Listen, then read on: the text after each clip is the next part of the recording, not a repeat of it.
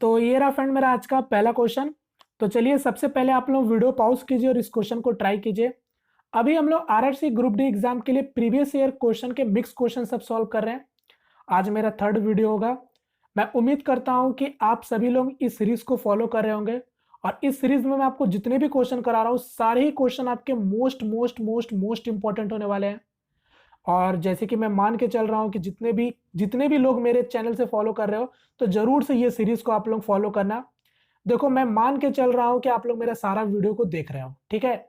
और एक चीज मैं और बता दूं, आप ये मत सोचना कि व्यूज कम आ रहे तो इसका मतलब कि कहीं ना कहीं क्वालिटी में कमी है। ऐसा कुछ भी नहीं है। आपने सुना होगा कि सस्ती चीजों का लोग शौक रखते हैं, तो बस आप समझ सकते हो मैं कहना क्या चाहता हूं। इसलिए मैं बोल रहा हूं कि आप इस चीज से कभी भी कतई कंपेयर मत करना कि व्यूज कम है तो इसके मतलब कंटेंट में कमी है। कंटेंट में आपको 101% एकदम जेन्यून और साथ ही साथ आपके एग्जाम के पॉइंट ऑफ व्यू से इंपॉर्टेंट होने वाले हैं। बात समझ रहे हो? तो जितने भी आप लोग फॉलो कर रहे हो तो अच्छे से फॉलो करो। और चूंकि जैसे कि मैं बता चुका हूं, अपना समय सिर्फ और सिर्फ प्रैक्टिस पर लगाओ। जितना आपके पास समय है सिर्फ और सिर्फ प्रैक्टिस पर लगाओ।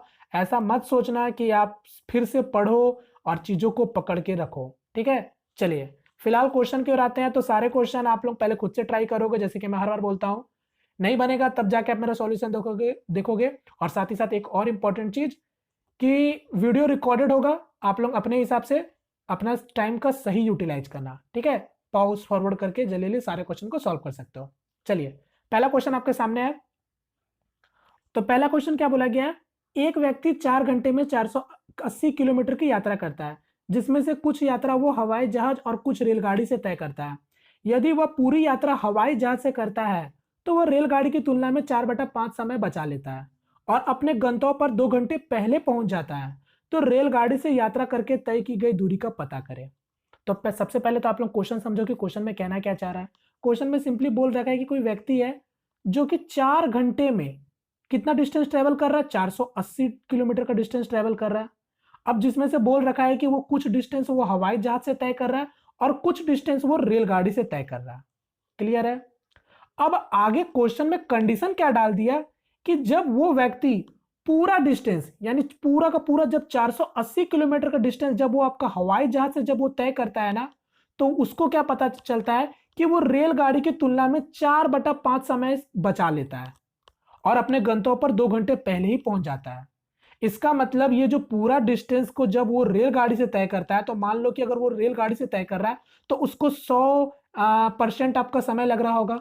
मगर जब वो एरोप्लेन से जब वो पूरा डिस्टेंस को ट्रेवल करता है तो उसको यही पता चल रहा है, यानी आपको उसको पता चल रहा है कि वो 4/5 समय बचा लेता है। मतलब उसको एरोप्लेन से समय जो लग रहा है वो केवल 20% लग रहा है और जिसके कारण वो अपना गंतव्य पर 2 घंटे पहले पहुंच जाता है। तो आपसे क्वेश्चन में सिंपली ये पूछा है कि रेलगाड़ी से यात्रा करके तय की गई दूरी का पता लगाए, यानी जो डिस्टेंस वो आपका रेलगाड़ी से तय किया, ये आपसे आप क्वेश्चन में पूछा है। तो बताओ इसका आंसर क्या होगा। अब यहां पर देखो कई सारे लोग मुझे पता है कंफ्यूज हो जाएंगे। मैं बार बार बता रहा हूं, देखो स्पीड टाइम एंड डिस्टेंस में तीन ही चीज को मैं आपको बार बार बताता हूं। चैप्टर में कुछ भी नहीं है, केवल और केवल आप स्पीड टाइम डिस्टेंस इन तीनों को बड़ी अच्छे से समझ लो कि किसको कब किस तरीके से यूज करना है। बस उसके बाद आपका जितना भी क्यों ना लेंदी क्वेश्चन, हार्ड क्वेश्चन कितना भी क्यों ना बन जाए, आप इजीली हर क्वेश्चन को डील कर पाओगे। यहां पर देखो कई सारे लोग बेसिक से बनाएंगे, बट बेसिक से बनाने की एकदम भी जरूरत नहीं है। आप चीजों को समझो। तो यहां पर नॉर्मली बोल रखा है कि कंडीशन में ही बोल रखा था, यदि वह अपनी पूरी यात्रा हवाई जहाज से करता है तो वह रेलगाड़ी की तुलना में 4/5 समय बचा लेता है और अपने गंतव्य पर 2 घंटा पहले पहुंच जाता है। तो इसका मतलब अब आप सोचो, आपको पता है कि अगर एक बार वो पूरा डिस्टेंस मान लो कि एक बार पहले रेलगाड़ी से तय कर रहा और एक बार वो आपका हवाई जहाज से तय कर रहा, तो इसका मतलब जो डिस्टेंस है वो क्या है? कहीं ना कहीं कांस्टेंट है। और जब हम लोग जानते हैं जब डिस्टेंस कांस्टेंट होता है तो स्पीड क्या होता है? टाइम का इनवर्सली प्रोपोर्शनल होता है।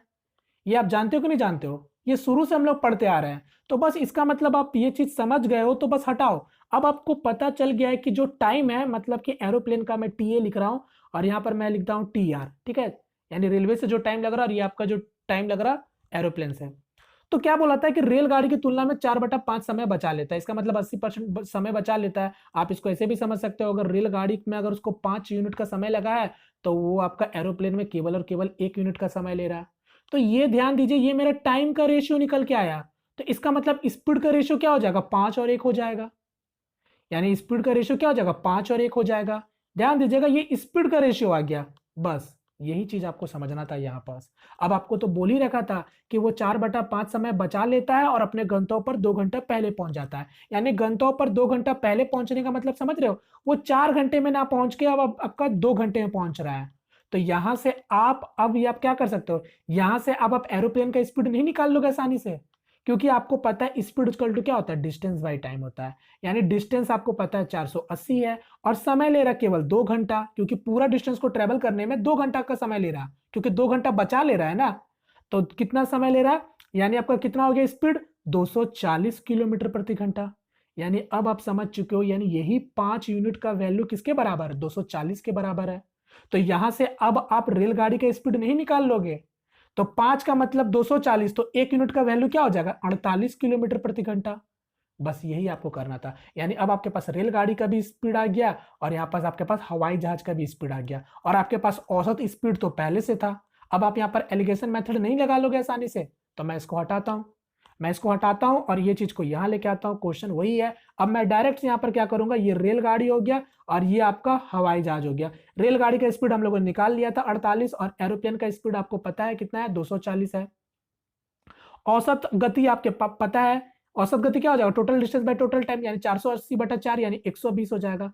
लगा दो एलिगेशन मेथड, कितना हो जाएगा, यहाँ से 240 से 120 जाएगा, 120 हो जाएगा, और 120 में से 48 जाएगा तो कितना हो जाएगा, 72 हो जाएगा। 24 से काटना तो काट दो, 24 से काटेंगे ये 5 हो जाएगा, ये आपका 3 हो जाएगा। इसका मतलब जब हम लोगों ने स्पीड में एलिगेशन मेथड का यूज किया, तो इसका मतलब मेरा ये क्या आएगा, टाइम का रेशियो निकल के आएगा। यानी आपको पता चल गया कि कौन कितना टाइम ले रहा है। आपसे पूछा था रेलगाड़ी कितना दूरी तय कर रहा है, तो पहले देख लेंगे कि रेलगाड़ी कितना टाइम लिया है आपका।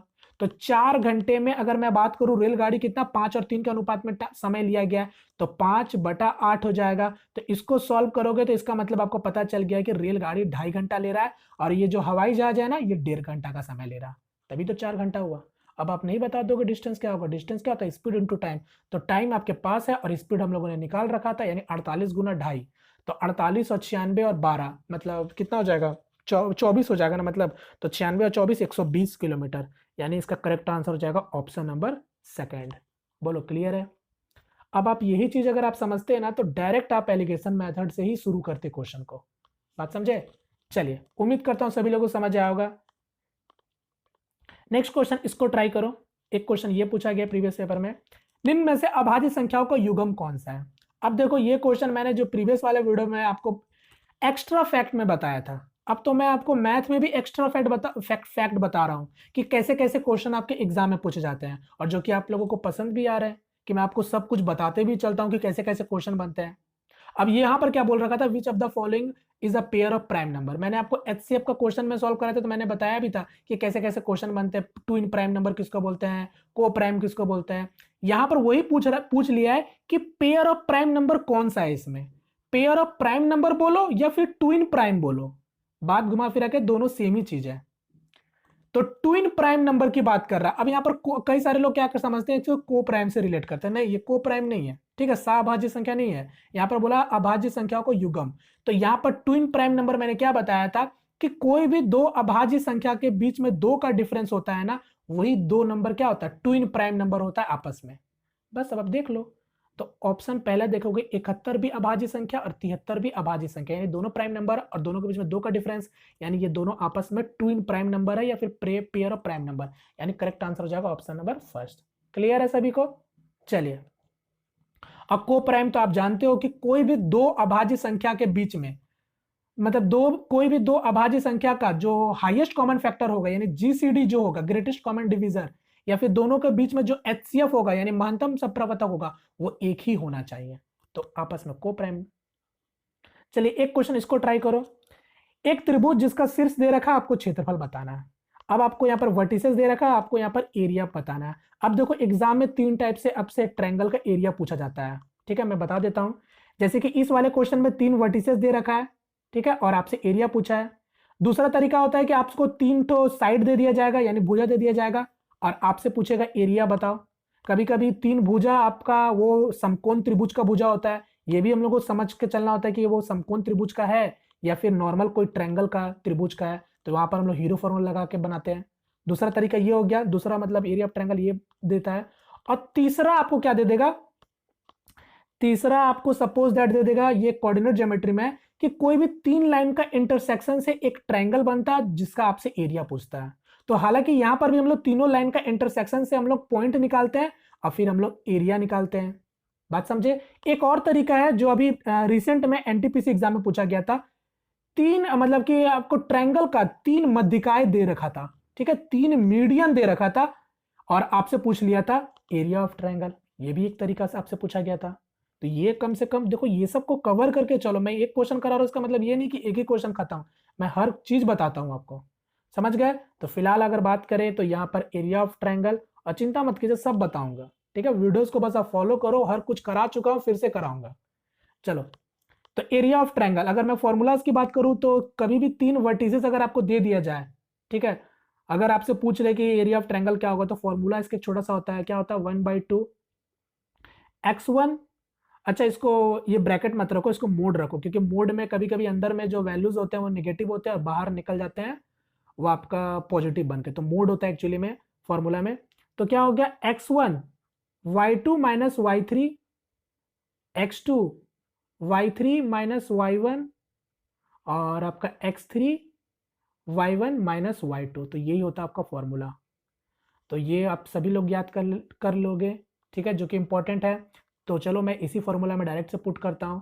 तो ये आपका 1/2, अब आपको पता है ये x1 y1 x2 y2 x3 y3। तो अगर आपको ये सब चीज का समझ है तो इतना करने का जरूरत नहीं है, डायरेक्ट आप उतारोगे। तो x1 क्या हो जाएगा, 1 हो जाएगा, y2 माइनस y3 यानी क्या हो जाएगा, y2 यानी -3 और ये -1 प्लस x2 कितना हो जाएगा, x2 आपका -4 हो जाएगा। फिर क्या हो जाएगा आपका y3 माइनस y1 मतलब बोले तो 1 माइनस 2, फिर आपका x3 मतलब 4 और y1 माइनस y2 यहाँ पर क्या हो जाएगा 2 माइनस और माइनस माइनस प्लस हो जाएगा क्योंकि -3 है, तो ये आपका 3 हो जाएगा। सॉल्व कर लो। तो यहाँ से देखो माइनस माइनस ये क्या हो जाएगा, मतलब -3 -1 -4 हो जाएगा। तो ये देखो यानी 1/2 और ये 4। फिर यहाँ पर देखो ये 1 -2 तो माइनस हो जाएगा और माइनस माइनस का मल्टीप्लाई होगा तो प्लस हो जाएगा। तो ये सॉरी यहाँ पर मैंने माइनस छोड़ रखा, ये आपका माइनस हो जाएगा, यहाँ पर ये +4 हो जाएगा, ठीक है। 4 गुना 1 4 हो जाएगा और फिर 3 2 5 और 5 चौके 20 यानी ये 20 हो गया। यानी ये और ये खत्म हो गया, यानी 20/2। तो 20/2 क्या हो जाएगा 10 सेंटीमीटर स्क्वायर या फिर जो भी होगा, तो वर्ग इकाई इसका करेक्ट आंसर हो जाएगा ऑप्शन नंबर फर्स्ट, ठीक है। तो उम्मीद करता हूं सभी लोगों को समझ आया होगा। चलिए नेक्स्ट क्वेश्चन की ओर बढ़ते हैं। नेक्स्ट क्वेश्चन इसको ट्राई करो। क्या बोला है, 17 गेंदों को 720 रुपए में बेचने पर 5 गेंदों के क्रय मूल्य के बराबर की हानि होती है। एक गेंद का क्रय मूल्य ज्ञात करें। यानी सिंपली बोल रखा है कि 17 गेंद को 720 रुपए में बेचने पर 5 गेंद के क्रय मूल्य के बराबर हानि होती है। तो एक गेंद का क्रय मूल्य बताओ। अब कई सारे लोग इस तरीके के क्वेश्चन में कंफ्यूज हो जाते हैं या तो फिर ट्रिक लगाने लगते हैं। मैं बार बार बोलता हूं कि देखो ट्रिक का कोई जरूरत ही नहीं है आपके एग्जाम में। सही बता रहा हूं, ट्रिक आपके केवल देखने और सुनाने में अच्छा लगता है, एग्जाम में आप भी जानते हो ट्रिक नहीं काम आता आपका, ठीक है। बात को समझो, यहां पर नॉर्मली आपको समझ में केवल इतना आना चाहिए कि देखो लॉस मतलब होता है क्या है। हम सभी लोग जानते हैं लॉस में क्या होता है, क्रय मूल्य हमेशा बड़ा होता है विक्रय मूल्य से, यानी सीपी आपका बड़ा होता है सेलिंग प्राइस से। उसी तरीके से जो प्रॉफिट होता है वो क्या होता है, सेलिंग प्राइस बड़ा होता है आपका सीपी से। ये तो आप सभी लोगों को जानते होंगे, डेली लाइफ में आप लोग समझते भी होंगे इस चीज को। अगर परसेंटेज की टर्म में बात करें तो जो भी लॉस परसेंटेज या प्रॉफिट परसेंटेज हमेशा हम लोग क्रय मूल्य पे ही काउंट करते हैं, ये भी आप जानते हो। बस अब देखो जैसा क्वेश्चन बोला गया ना बस वैसा करो, और कुछ नहीं करना आपको। जैसा क्वेश्चन बोला गया बस वैसा करो। बोल रखा है कि 17 गेंदों को 720 रुपए में बेचने पर 5 गेंदों के क्रय मूल्य के बराबर हानि होता है। तो हानि हो रहा है तो इसका मतलब आप समझ चुके हो, हानि में मतलब क्या हो जाएगा मेरा, देखो cost price minus selling price.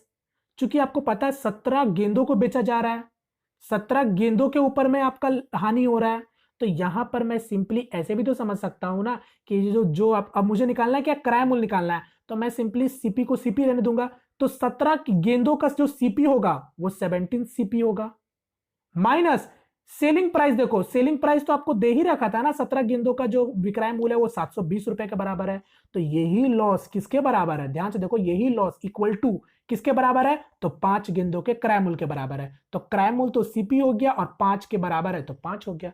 Solve करो तो क्या हो जाएगा, 12 सीपी इक्वल टू 720, तो 12 से काटोगे 60, यानी एक का क्रय मूल्य हो जाएगा डी। ठीक है, एक का क्रय मूल्य हो जाएगा 60 रुपए। क्लियर है। अब देखो ये सब चीज आप समझोगे ना तो इतना तामझाम करने का जरूरत नहीं, मैं केवल समझा रहा हूं क्योंकि यहाँ पर हो सकता है कई सारे लोग ऐसे होंगे जिनको समझ नहीं आता, इसलिए मैं बोल रहा हूं आप लोग अपने हिसाब से सारे क्वेश्चन को जल्दी सॉल्व कर सकते हो। चलिए एक क्वेश्चन इसको ट्राई करो। अब ये आपका फिर से धमाकेदार क्वेश्चन ग्रुप डी एग्जाम में पूछा जा चुका है। क्या बोला है, एक पाइप के अनुप्रस्थ काट का क्षेत्रफल 10.4 सेंटीमीटर स्क्वायर है और इसका माध्यम से 54 किलोमीटर प्रति घंटा के दर से पानी प्रवाहित होता है। यदि पाइप सदैव ही 60% प्रवाह से भरा होता है तो 5 मिनट में पाइप से होकर जाने वाली पानी का आयतन लीटर में ज्ञात करें। सबसे पहले आप लोग क्वेश्चन समझो कि क्वेश्चन में कहना क्या चाह रहा है। अब आप लोग क्वेश्चन समझ भी रहे होंगे कि कोई एक पाइप है, उस पाइप का मुंह आपको दे रखा है, यानी जहां से पानी गिरता है, एरिया ऑफ क्रॉस सेक्शन कितना दे रखा है आपको, 10.4 सेंटीमीटर स्क्वायर। आपको यहां से पानी गिर रहा है, ठीक है, इस पाइप में से पानी गिर रहा है। आपको पानी का स्पीड भी बता दिया गया है, कितना, 54 किलोमीटर प्रति घंटा। अब आपको क्या बोल रखा है कि बताओ 5 मिनट में पाइप से जो पानी गिरेगा, 5 मिनट में जितना भी पानी गिरेगा उसका वॉल्यूम आपको बताना है लीटर में।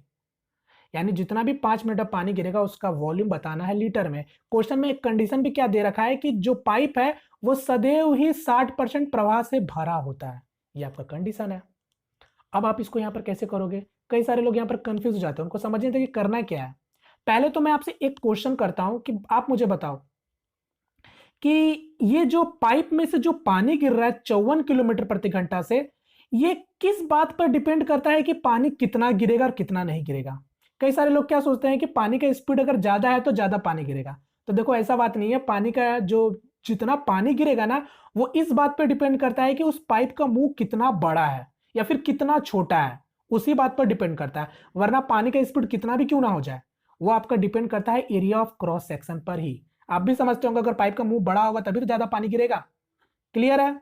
अब यहां पर एक चीज देखो, यहां पर क्या दे रखा था, पानी का स्पीड 54 किलोमीटर प्रति घंटा। इसका मतलब क्या होता है मैं बताता हूं। 54 किलोमीटर प्रति घंटा का मतलब सिंपली ये हुआ कि 54 किलोमीटर तक के पाइप में जितने भी पानी होंगे ना वो 1 घंटा में आपका ड्रेनेज हो जा रहा है, यानी 1 घंटा में गिर जा रहा है। हम लोग इसको ऐसे भी समझ सकते हैं कि मान लो कि पाइप का जो लंबाई होगा वो 54 किलोमीटर का होगा और 54 किलोमीटर में जितना भी पानी होगा ना वो 1 घंटे में गिर रहा है, यही पानी का स्पीड है। समझ गए। तो अब बात करते हैं कि अब बनाना कैसे है। तो यहां पर अब बात करेंगे वाटर फ्लो रेट, यानी वाटर का जो पानी गिर रहा है उसका फ्लो रेट होता क्या है, यानी वाटर फ्लो रेट। तो मैं लिखता हूं वाटर, जितना पानी बह रहा है, वॉल्यूम पर यूनिट टाइम। इसको हम लोग कैसे लिखेंगे कि वाटर का जो फ्लो रेट हो रहा है वो डिपेंड करता है, जैसे कि मैंने बताया, एरिया ऑफ द पाइप।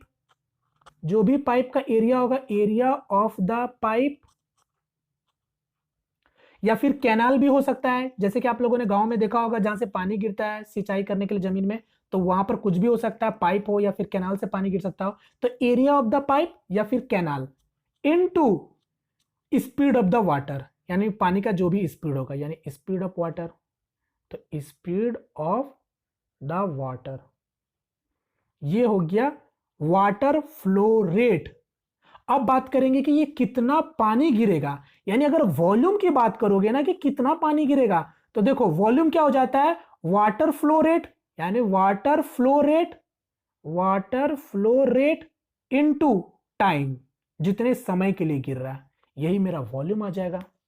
समझ गए। यानी वॉल्यूम क्या हो जाएगा, पानी का वॉल्यूम कितना होगा, जितना पानी गिरा है, यानी जिस फ्लो रेट से गिरा है और जितने समय के लिए गिरा है वही तो मेरा क्या होगा, वॉल्यूम होगा। बस खत्म, यही चीज आपको समझना था। अब कभी कभी क्या होता है क्वेश्चन में, आपको नीचे जहां से पाइप से पानी गिर रहा है उस मतलब आपको बोल देगा कि कोई कंटेनर में गिर रहा है या किसी भी शेप का हो सकता है, आपसे बोल देगा कि बताओ उसका वॉल्यूम क्या होगा। तो फिर हम लोग देखते हैं कि वो किस आकार का है, फिर उसका वॉल्यूम को उसी से हम लोग लेके बनाते हैं। फिलहाल यहाँ पर ऐसा कुछ भी नहीं है, आपसे केवल पूछा है कि उसका वॉल्यूम बताओ, वो भी लीटर में पूछा है। ठीक है, समझ गए आप लोग। तो चलिए मैं इसको हटाता हूं। अब यहाँ पर देखो आपको क्वेश्चन में एरिया ऑफ द पाइप दे रखा था, यानी ये वाला दे रखा था। कभी कभी आपको जरूरी नहीं कि ये वाला दे दिया जाए, आपको यहाँ पर रेडियस भी दे सकता था, यानी त्रिज्या भी दे सकता था, आपको एरिया फिर खुद से निकालना होता, मगर यहाँ पर ऐसा कुछ भी नहीं किया गया। अब चलो, अब एक और इंपॉर्टेंट चीज डिस्कस करते हैं। अब देखो यहाँ पर देखो, ये सेंटीमीटर स्क्वायर में आपको बताना था, जो वॉल्यूम ऑफ जो पानी है उसको लीटर में गणना करना है। तो अब यहाँ पर आपके ऊपर है कि आप इसको मीटर में बनाओ या फिर सेंटीमीटर में बनाओ। यहां पर आपको कन्वर्जन पता होना चाहिए। जैसे कि हम सभी लोग जानते हैं कि 1 metre cube equal to 1000 litre, ठीक है, या फिर आप बोल सकते हो 1000 litre equal to 1 centimetre cube. तो आपकी मर्जी, आप जैसा चाहो वैसा बना सकते हो, ठीक है। यूनिट का मगर ध्यान देना पड़ेगा आपको। तो मैं इसको हटाता हूं, मैं सिंपली मीटर में लेके बना लेता हूं। तो इस चीज को मैं हटाता हूं, अब आप बनाइए। तो यहाँ पर क्या हो जाएगा, सबसे पहले वाटर फ्लो रेट निकालेंगे। वाटर फ्लो रेट के लिए आपके पास एरिया ऑफ द पाइप आपके पास पहले से था, कितना था, 10.4 सेंटीमीटर स्क्वायर। सेंटीमीटर स्क्वायर है तो उसको मीटर में चेंज करने के लिए हम लोग क्या करेंगे, डबल 100 से मतलब भाग दे देंगे, ये तो आप जानते हो। यहाँ पर मैं यूनिट नहीं लिख रहा हूं, ये चीज ध्यान दीजिएगा। तो ये हो गया आपका 10.4 डिवाइडेड बाई ये आपका 10,000 हो गया। अब आगे देखो, अब आगे ये मेरा क्या आ गया, वाटर फ्लो रेट आ गया। स्पीड क्या दे रखा था पानी का, 54 किलोमीटर प्रति घंटा। ये किलोमीटर में है तो इसको भी मीटर में चेंज कर लेते हैं। तो 54 किलोमीटर यानी 1 किलोमीटर में 1000 मीटर होता है, यानी ये कितना हो जाएगा, 54,000 मीटर हो जाएगा, प्रति घंटा हो जाएगा। मगर आपसे बोला था 5 मिनट में बात किया गया था ना, तो इसको भी मिनट में चेंज कर लेते हैं। तो 54,000 प्रति घंटा, तो मिनट में कितना हो जाएगा, 60 से भाग दे देंगे। 60 से भाग देंगे तो ये कितना आ जाएगा, 900 आ जाएगा, यानी 900 मीटर पर मिनट। इसका मतलब ये हुआ कि वो 1 मिनट में 900 मीटर तक के लंबे पाइप का जो भी पानी होगा वो पूरा गिरा देगा। समझ गए, यानी ये कितना हो जाएगा, 900 हो जाएगा। क्योंकि ये भी मीटर पर मिनट आ गया, तो वॉल्यूम मेरा क्या हो जाएगा, मीटर क्यूब में बन रहा है। क्लियर है, कितने देर के लिए। अब देखो ये मेरा क्या आ गया था, वाटर फ्लो रेट आ गया था। अब आपको पता है वॉल्यूम के लिए क्या करना है, फिर आपका जितना समय के लिए आपका गिर रहा था, तो 5 मिनट के लिए गिर रहा था, तो ये हो गया मेरा पूरा वॉल्यूम हो गया। अब क्वेश्चन में कंडीशन ये भी दे रखा था कि भाई पाइप का जो सदैव 60% प्रवाह से भरा होता है, तो 60% बोले तो कितना हो जाएगा, 3/5 हो जाएगा फ्रैक्शन वैल्यू। अब सॉल्व कर लो, हो गया, ये मेरा मीटर क्यूब में वॉल्यूम आ गया। क्वेश्चन में आपसे मीटर क्यूब में भी वॉल्यूम पूछ सकता था, मगर यहाँ पर लीटर में पूछा है, तो सॉल्व करते हैं अब उसका। तो देखो, पॉइंट को अगर आप हटाओगे तो नीचे एक जीरो चिपक जाएगा, 2 जीरो यहां था, 2 जीरो मैं इसको काट देता हूं, और कुछ कटे तो काट दो, 5 से 5 कट जा रहा है। फिर ये कितना हो जाएगा, 9×3=27, यानी मैं इसको अगर सॉल्व करूं तो 104 गुना 27, और नीचे कितना हो जाएगा, 1000 हो जाएगा। ध्यान दीजिएगा ये इतना मीटर क्यूब आया है। अभी तो मैंने बताया कि 1 मीटर क्यूब आपका 1000 लीटर होता है, तो इतना मीटर क्यूब कितना हो जाएगा, लीटर से गुना कर देंगे, यानी इतना को गुना कर दोगे जब 1000 से, तो नीचे नीचे वाला कट जाएगा कि नहीं कट जाएगा, यानी 104 गुना 27 हो जाएगा। तो 104 गुना 27 को अब आप सॉल्व करोगे तो 7 चौके 28, यानी यूनिट जिट से, तो इसका आंसर क्या होगा, 8 वाला होगा। तो 27 चौके 108, 10 यानी 0, यानी 0 हो गया, यानी 2, यानी 2808 लीटर होगा। तो इसका आंसर हो जाएगा ऑप्शन नंबर फर्स्ट। बोलो क्लियर है। चलिए, तो इस तरीके से बनाना होता है। उम्मीद करता हूं सभी लोगों को चीजें समझ आया होगा। चलिए नेक्स्ट क्वेश्चन, इसको ट्राई करो जल्दी से। यदि किसी भिन्न का अंश के मान में 100% की वृद्धि की जाती है और हर के मान में 150% की वृद्धि की जाती है, तो भिन्न का मान 16/25 हो जाता है। तो मूल्य भिन्न का ज्ञात करें, मूल्य भिन्न ज्ञात करें, यानी ओरिजिनल फ्रैक्शन आपसे पूछ रहा है। अब इस क्वेश्चन को भी जैसा चाहो वैसा बना लो। हमको बोला है कि न्यूमरेटर में 100% का इंक्रीमेंट हो रहा है और डिनोमिनेटर में आपका 150% की वृद्धि हो रहा है। तो मैं सिंपली कोई फ्रैक्शन मान लेता हूँ। अब फ्रैक्शन भी आप कैलकुलेशन को फास्ट करने के लिए आप कुछ ऐसा मान लो फ्रैक्शन जिससे आपका कैलकुलेशन इजी बन जाए। मैं जनरली ज्यादातर 10x और ये 10y मान लेता हूं। अब आपको पता है 10x है तो 100% का वृद्धि हो रहा है न्यूमरेटर में, तो 10 का 100% कितना होगा, 10 ही होगा, यानी ये कितना बन गया, 20x बन जाएगा, यानी 10x का 100% 10x ही होगा। अब 150% डिनोमिनेटर का, तो 150% मत बोले तो कितना हो जाएगा, 10y का 15y होगा, यानी इसका 150% कितना हो जाएगा, 15 होगा ना। 15 में 10 जोड़ोगे तो 25, यानी ये हो गया 25y। यही चीज आपको दे रखा है 16/25 के बराबर। तो यहां से आप एक्स वाई का वैल्यू नहीं निकाल लोगे, बड़ी आसानी से निकाल लेंगे हम लोग। तो 25 वहां चला जाएगा, 20 नीचे आ जाएगा, तो 25 से 25 कैंसिल, यानी 4 और 5, यानी ये हो जाएगा 4 और 5 एक्स और वाई का वैल्यू। ठीक है, एक्स और वाई का जो वैल्यू होगा वो 4 और 5 हो जाएगा। तो आंसर हो जाएगा ऑप्शन नंबर 3।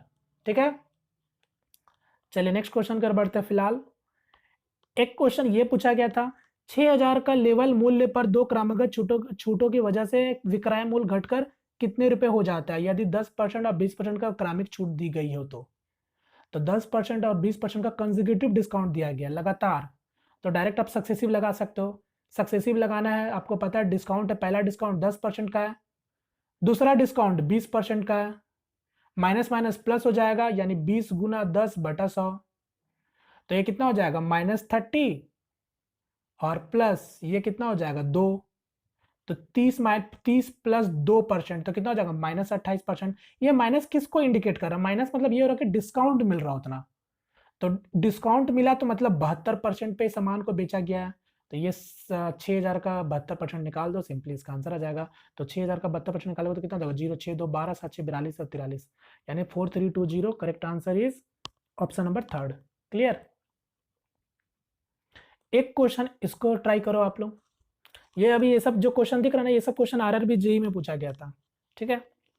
चलो इसको ट्राई करो। क्या बोला यहाँ पर? टमाटर की दो किस्में 2 और 3 के अनुपात में खरीदी जाती है। यदि पहली किस्म का मूल्य दूसरे से दुगुना होता है तो दोनों किस्म का मिश्रित किया जाता है और उन्हें 17.5 रुपए प्रति किलोग्राम के भाव पर बेचा जाता है, जिसका परिणाम स्वरूप 25% का लाभ होता है।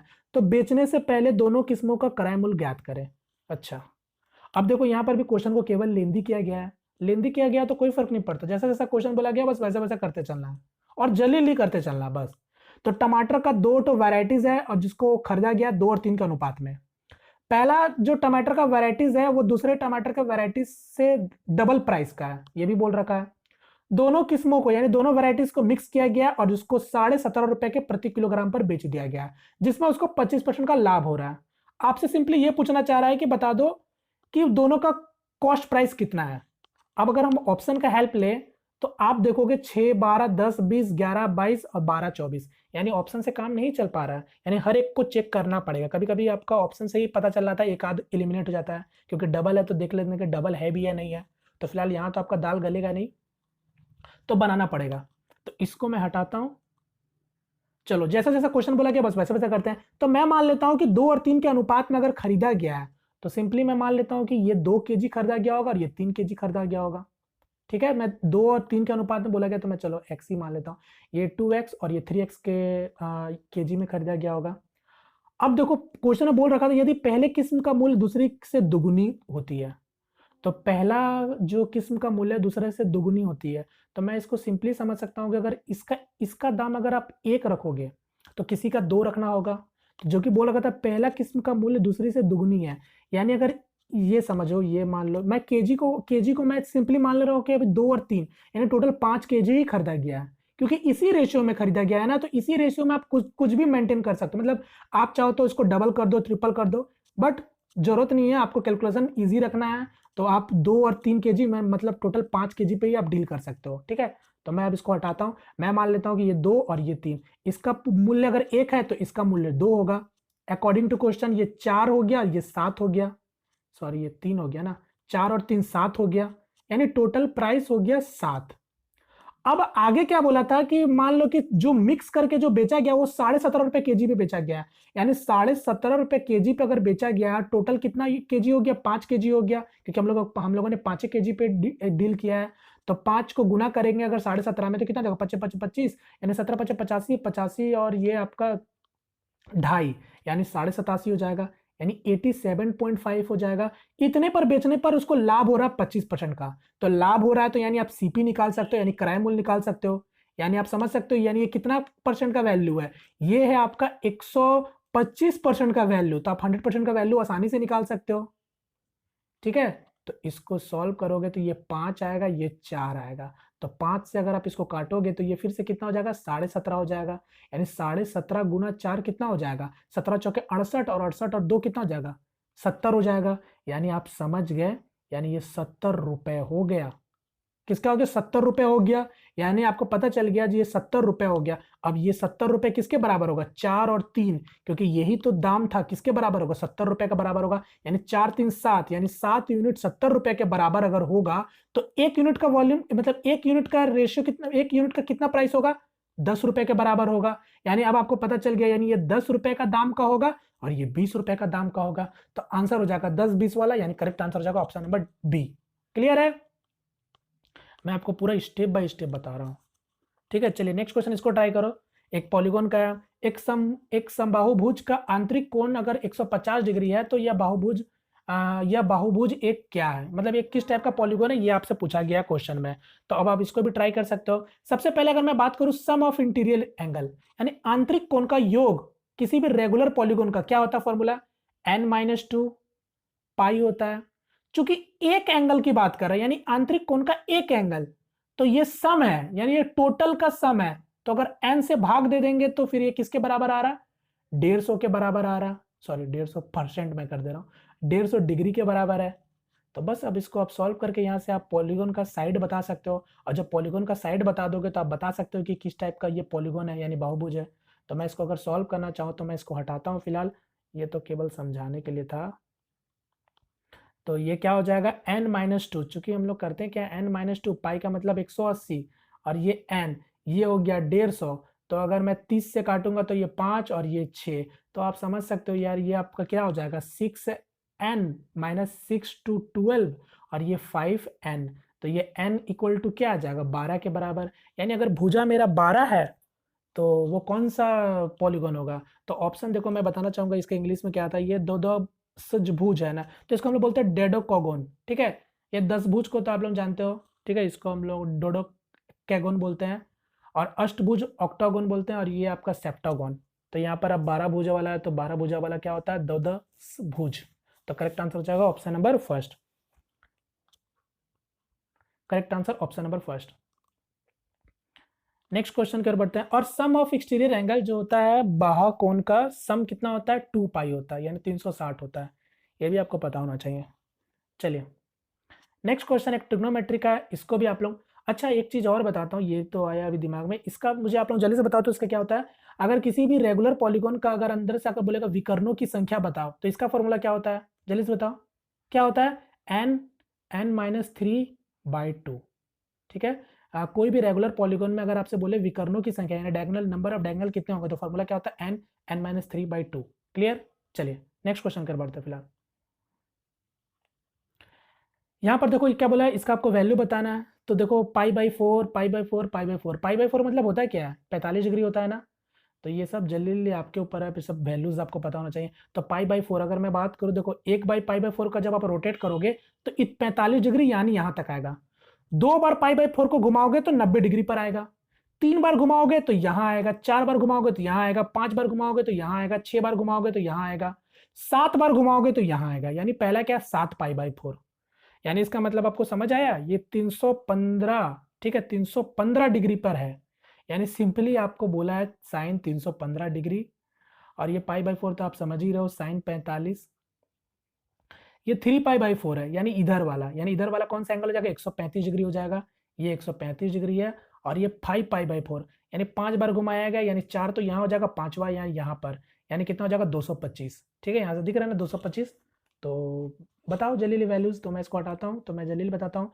तो साइन 315 का अगर वैल्यू की बात करोगे तो कैसे आप लिख सकते हो इसको, मैं उम्मीद करता हूँ ये सब चीज़ आपको पता होना चाहिए। ये सब 315 को अगर मैं बात करूँ तो कैसे लिख सकता हूँ, साइन 270 प्लस 45 डिग्री। चूंकि ये आपका कौन सा क्वाड्रेंट में बिलोंग कर रहा है, ये फोर्थ क्वाड्रेंट में बिलोंग कर रहा है। फोर्थ क्वाड्रेंट में मेरा किसका घर होता है, कॉस का और सेक का। तो इसका मतलब जो वैल्यूज होगा वो नेगेटिव में जाएगा, यानी माइनस में, और माइनस कॉस 45 क्या होता है, -1/√2 होता है। उसी तरीके से साइन 45 का वैल्यू 1/√2 हो जाएगा। और साइन 135 डिग्री का तो वैल्यू सभी को पता होना ही चाहिए, डायरेक्ट से 1/√2 होता है। ठीक है, और फिर आपका बात करेंगे यहाँ पर साइन 225 डिग्री का, तो 225 बोले तो 180 प्लस 45, चूंकि ये थर्ड क्वाड्रेंट में बिलोंग कर रहा है तो 10 का घर होता है, तो यानी साइन तो चेंज नहीं होगा बट माइनस हो जाएगा। तो साइन 45 डिग्री फिर कितना होता है, -1/2। तो ये हो जाएगा -1/√2। तो माइनस माइनस पॉजिटिव हो जाएगा, और √2 करोगे तो 2, यानी 1/2 और 1/2, यानी क्या हो जाएगा इसका correct answer option number third. ठीक है, एक क्वेश्चन इसको ट्राई करो जल्दी से। बोला है कि इस समीकरण के दो वास्तविक हल है, तो बी का मान बताओ क्या होगा। यानी इसके जब दो रियल सॉल्यूशन है तो आपको बी का मान बताना है। तो हमको पता है अगर कोई भी डिस्क्रिमिनांट का क्या हो, दो रियल सॉल्यूशन यानी 2 रियल सॉल्यूशन, इसका मतलब जो डिस्क्रिमिनांट का होगा वो ग्रेटर देन 0 होगा। अगर केवल 1 रियल सॉल्यूशन होता है, यानी अगर केवल इसका एक वास्तविक हल होता तो डिस्क्रिमिनांट 0 के बराबर होता। अगर दोनों का दोनों इमेजिनरी सॉल्यूशन होता यानी इमेजिनरी रूट होता तो फिर इसका मतलब जो डी है वो लेस देन है 0 का। यही 3 कंडीशन होता है, घूमते फिरते रहता है और आपसे कुछ भी पूछते रहता है। तो मैं इसको हटाता हूं, यानी अगर दो इसका दो वास्तविक हल है तो इसका मतलब डिस्क्रिमिनांट क्या होगा, ग्रेटर देन 0 होगा। अब डिस्क्रिमिनांट बोले तो डी इक्वल टू क्या होता है, बी स्क्वायर माइनस 4ac, यही होता है फॉर्मूला। अब फॉर्मूला की बात करें तो ये फॉर्मूला एक्चुअली में मैं अगर इसका स्टैंडर्ड फॉर्म लिखना चाहूँ तो ये क्या हो जाएगा, A B x plus C, ठीक है, sorry A x square B x plus C equal to 0। यही चीज है कि डिस्क्रिमिनांट क्या होता है, बी स्क्वायर माइनस 4ac। समझ गए, ये हो गया general form a x square plus b x plus c. तो चलिए फिलहाल मैं इसको अब यहाँ पर पुट करता हूँ। तो बी स्क्वायर बोले तो यहाँ पर 4, एक्स का कॉफिशिएंट क्या -4 का स्क्वायर करोगे तो 4 का स्क्वायर 16 हो जाएगा, माइनस 4ac। ए मतलब एक्स का कॉफिशिएंट 1 है, सी का अब कांस्टेंट क्या है, ये 4b है। ये क्या होना चाहिए, ग्रेटर देन 0 होना चाहिए, ठीक है, डिस्क्रिमिनेंट ग्रेटर देन 0 तभी इसका 2 रियल सॉल्यूशन आएंगे। तब सॉल्व करो, ये 16 हो गया और ये 4 4 16, यानी ये 16b हो गया ग्रेटर देन 0। अब आप इसको वहां लेके चले जाओगे तो ये क्या हो जाएगा, 16b, ठीक है, इसको आप 16b और 16b और यहाँ पर आपका लेस देन इक्वल टू 16 हो जाएगा। यानी अगर इसको काट दोगे तो क्या आ जाएगा, b क्या हो जाएगा, b लेस देन 1 हो जाएगा, यानी इसका करेक्ट आंसर हो जाएगा ऑप्शन नंबर बी। बोलो क्लियर है। चलिए इसका आंसर होगा ऑप्शन नंबर बी। एक क्वेश्चन इसको ट्राई करो जल्दी से, ट्रिग्नोमेट्री का। ये आपको दे रखा है थीटा का अगर वैल्यू 0 से ग्रेटर देन है और less than equal to 90 degree है तो आपको इतना का वैल्यू बताना है, यानी एलएचएस और आरएचएस पे आप ध्यान दो, ठीक है। तो इतना का वैल्यू बनाने के लिए अगर आप इसका बेसिक से बात करेंगे तो बेसिक से बनाने के लिए आपको क्वाड्रेटिक इक्वेशन का फिर सहारा लेना होगा, यानी द्विघात समीकरण का आपको हेल्प लेना पड़ेगा। या फिर दूसरा तरीका है कि जनरली हम लोग ऑप्शन को ही पुट करके बना लेते हैं, या फिर थोड़ा अगर आप ऑब्जर्व भी करोगे तो भी थोड़ा आपको समझ आ सकता है, ठीक है। जैसे कि आपको पता होगा कॉस स्क्वायर थीटा, किसी को भी किसी में भी आप चेंज कर सकते हो, हालांकि यहाँ पर कॉस दे रखा है तो हम लोग साइन को ही कॉस में चेंज करेंगे। तो साइन स्क्वायर थीटा क्या होता है, 1 माइनस कॉस स्क्वायर थीटा के बराबर होता है। तो इसका मतलब अब आप जहां साइन स्क्वायर थीटा है उसको आप कॉस स्क्वायर थीटा में चेंज करके और थीटा को एक्स मान के आप इसको सॉल्व कर सकते हो क्वाड्रेटिक इक्वेशन से। मगर मैं यहाँ पर देख रहा हूँ कि कॉस स्क्वायर थीटा है -3 कॉस थीटा है +2 है। ये देखते साथ दिमाग में घंटी बज गई कि +2 यहाँ है और 2 यहाँ है, यानी एलएचएस में भी 2 दिख गया और यहाँ पे भी 2 दिख गया। तो समझ आ गया कि भाई इसका कोई ना वैल्यू 0 नहीं तो 90 के बराबर होगा, क्योंकि 2 2 यहाँ पर साफ साफ दिख रहा है। और यहाँ पर आपको पता है कि cos 90 क्या होता है, 0, cos 90 क्या होता है 0, यानी यहाँ भी 2 बच गया और sin 90 क्या होता है 1, यानी 2 बराबर 2, यानी थीटा का वैल्यू सिर्फ और सिर्फ 90 ही हो सकता है। बात समझ गए।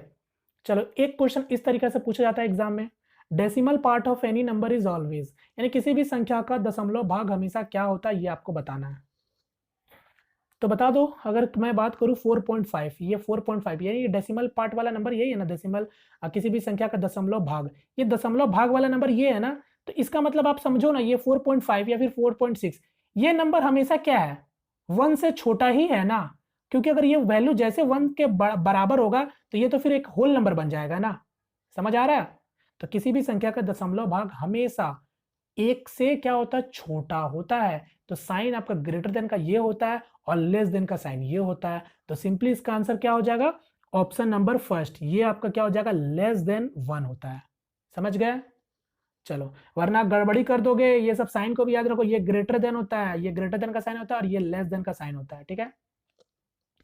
चलिए नेक्स्ट क्वेश्चन एक हाइट एंड डिस्टेंस का जबरदस्त क्वेश्चन है, ठीक है, जबरदस्त मतलब पूछा गया था ग्रुप डी एग्जाम में। इसको भी आप लोग एक बार ट्राई करो जल्दी से। पहले आप लोग हिंदी इंग्लिश यहाँ पर सबके लिए मैं व्यवस्था करके रखा हूँ। चलिए आगे मैं इसको बढ़ाता हूँ, ये आपका हिंदी में आ गया क्वेश्चन। अब मैं बताता हूँ क्या बोला, सिंपली कि एक लड़की जमीन से 500 मीटर की ऊंचाई पर बैठे हुए पंछी को देख रही है। प्रारंभिक स्थिति में लड़की की आंख से पंछी का उन्नयन कोण 45 डिग्री है। कुछ समय बाद वो लड़की उस पंछी की ओर 50 मीटर चलकर जाती है और पंछी उससे दूर उड़ जाता है। इस बिंदु पर उन्नयन कोण घटकर 30 डिग्री का हो जाता है। तो पंछी द्वारा तय की गई दूरी का किलोमीटर में कितना होगा मान बताओ। और √3 का वैल्यू बोला है 1.73 के बराबर यूज करना है। अब देखो जैसा चाहो बनाओ, यहाँ पर भी मैंने बताया हाइट एंड डिस्टेंस के ऊपर ऑलरेडी मैंने वीडियो बना रखा है, मैथ के हर चैप्टर के ऊपर मैंने वीडियो बना रखा है, जितने भी रेलवे एग्जाम में पूछे गए उसी सबके क्वेश्चन को लेके मैंने बनाया। हाइट एंड डिस्टेंस को कई सारे लोग नॉर्मल बेसिक के तरीके से बनाते हैं और कई सारे लोग रेशियो से डील करते हैं। आपके ऊपर है कि आप जैसा चाहो वैसा डील कर सॉल्व करो, ठीक है, कोई ये नहीं कहता है कि आपको ऐसे ही सॉल्व करना है, बस कोशिश करना है कि आप जैसे भी जिस भी तरीके से सॉल्व करते हो उसको प्रैक्टिस करके कम से कम समय लेने का कोशिश करना। ठीक है, अगर मैं इस क्वेश्चन की बात करूं तो क्या बोल रहा है कि एक लड़की जमीन से देख रही है, तो जमीन से अगर मैं बात करूं, पंछी मान लो इतनी दूर पर होगा, ये लड़की यहां से देख रही है। देखो हाइट एंड डिस्टेंस का अगर मैं बात करूं ना, फिगर पे ही उसका पूरा सॉल्यूशन डिपेंड करता है। फिगर अगर आप बना लिए तो मतलब क्वेश्चन बन गया, खत्म। तो ये देखो, अगर ये पंछी को देख रही है 45 डिग्री का उन्नयन कोण, यानी एंगल ऑफ एलिवेशन 45 डिग्री का है, और ये हाइट आपको पता चल गया जमीन से कितने डिग्री पर है, मतलब 500 मीटर की दूरी पर है। यहां पर फिर क्या बोला है कि वो लड़की क्या करती है कि वो आगे चलकर जाती है, मतलब जब वो लड़की को देखी, सॉरी, वो जब पंछी को देखी तो फिर उसको लगा कि चलो थोड़ा सामने जाके देखते हैं। तो जैसे सामने गई 50 मीटर चलकर, तो जाहिर सी बात है पंछी तो उड़ जाएगा।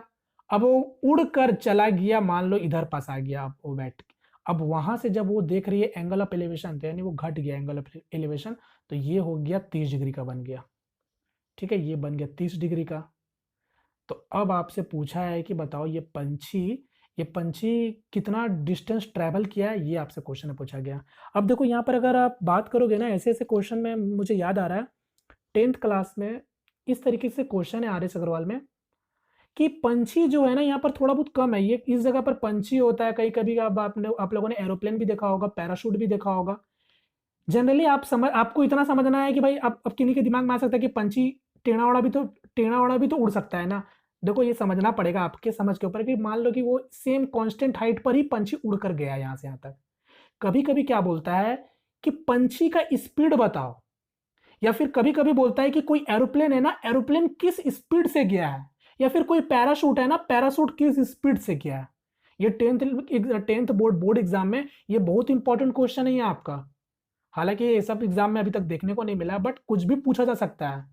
तो स्पीड पूछे तो कोई बड़ा बात नहीं है, स्पीड आप निकालने के लिए आप डिस्टेंस निकालना है और समय आपको जनरली दे दिया जाता है। तो जब आप डिस्टेंस निकाल लोगे तो स्पीड निकाल नहीं सकते आसानी से डिस्टेंस बाय टाइम करके। बात समझ गए। फिलहाल इस क्वेश्चन की ओर आएंगे तो आपको पता है अगर ये 45 डिग्री का उन्नयन कोण बना रहा है, तो ये अगर 500 मीटर का है, तो इसका मतलब यहां से यहां तक का बीच का जो दूरी होगा ये भी 500 मीटर का होगा। अब उम्मीद करता हूं ये समझ सभी लोगों को आ रहा होगा। आप इसको नॉर्मली ऐसे भी समझ सकते हो, अगर हाइट है 500 का, नीचे का हाइट आपको पता है x हो जाएगा, मान लेता हूं कि इतना का दूरी x है, और 45 डिग्री क्या होता है 1 के बराबर, यानी x इक्वल टू क्या होगा 500 होगा, यानी इतना का जो दूरी होगा ना ये 500 मीटर होगा। अब यहाँ पर एक चीज समझने के लायक था कि यहाँ पर जो लड़की थी वो 50 मीटर चलकर चले गई, यानी अब यहां से वो उन्नयन कोण देख रही है, यानी ये जो दूरी होगा अब आपका 50 मीटर का जो दूरी है अब वो खत्म हो चुका है, यानी इतना दूरी कितना हो जाएगा अब आपका 450 मीटर का हो जाएगा, और आपको इतना दूरी निकालना है, तो मैं मान लेता हूं कि इतना दूरी y मीटर के बराबर है। समझे। अब आप सॉल्व नहीं कर लोगे आसानी से, तो ये भी तो हाइट 500 ही होगा ना, तो फिर से आप लगा सकते हो नॉर्मली, ये 500 यानी परपेंडिकुलर बाय बेस कितना हो जाएगा, ध्यान दीजिएगा 450 metre plus y equal to 1030 degree. 1030 degree क्या होता है 1/√3। सॉल्व कर लो, आंसर आ जाएगा। तो ये क्या हो जाएगा 500√3। √3 का वैल्यू हमको पहले से बोल रखा था 1.73 का यूज करना है, यानी मैं गुना करता हूं तो 5 3 15, 7 5 35 और 1 36 और 5 3 8, यानी 865 हो जाएगा। 865 इक्वल टू यहाँ पर 450 प्लस वाई, ये 450 यहाँ आ जाएगा तो कितना हो जाएगा 5 और 6 से 5 जगह 1 और 8 से 4 जगह 4, यानी 415 मीटर वो पंछी उड़ा है, यानी करेक्ट आंसर हो जाएगा ऑप्शन नंबर डी। क्लियर। चलिए नेक्स्ट क्वेश्चन की ओर बढ़ते हैं। नेक्स्ट क्वेश्चन और मेरा आज का लास्ट क्वेश्चन, जो कि आप लोगों के लिए हमेशा की तरह होमवर्क क्वेश्चन है, तो मुझे इसका आंसर कमेंट करके बताना, ठीक है। तो उम्मीद करता हूँ फ्रेंड्स ये सेशन आपको पसंद आया होगा। पसंद आया तो प्लीज़ वीडियो को लाइक करके अपना सपोर्ट जरूर दिखाएं, और चैनल पहली दफा आए तो प्लीज चैनल को सब्सक्राइब जरूर कर लीजिएगा, ठीक है। तो इसी तरीके से आप लोग मुझे प्रैक्टिस करते रहिए। कोई भी अगर आपको कोई डाउट उठा है तो आप मुझे कमेंट कर सकते हो। तो मिलते हैं फ्रेंड किसी नेक्स्ट वीडियो में, तब तक के लिए जय हिंद जय भारत।